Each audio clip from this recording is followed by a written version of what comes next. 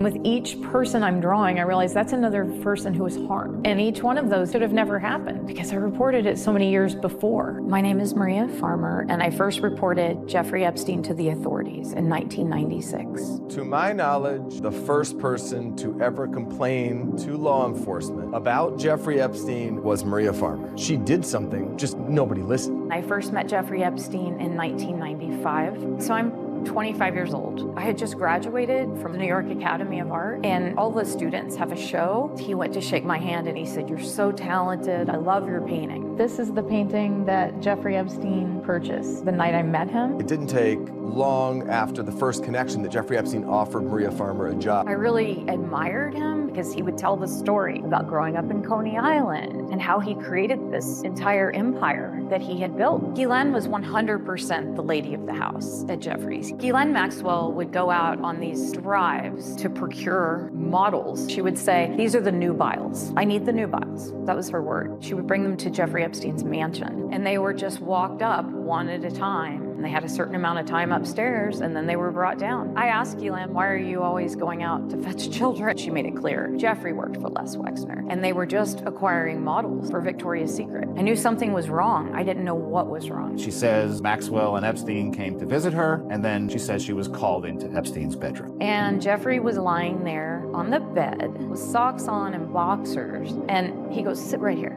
And I thought, oh God. And I sat down, and Ghislaine got on the other side of me. Maria Farmer, in her lawsuit, alleges that Epstein and Maxwell then violently sexually assaulted her. I remember being in a lot of pain. I remember having some bruises. They didn't get my clothes off. They tried. I was in an absolute panic to the point where I was able to get myself up and get out of that room. And Ghislaine came after me, but I literally took these big pieces of furniture and I pushed them against the doors. Maria's done with Epstein and Maxwell. She wants nothing more to do with them. But when she gets back to New York, she says she begins to get threatening phone calls from Maxwell. The way I'd been treated made it very clear to me there's something else going on. Maria realizes this wasn't somebody who's interviewing people for Victoria's Secret. Maria files a police report against Jeffrey Epstein. And then Maria calls the FBI. If the FBI had listened to me in 1996, there would have been no more victims.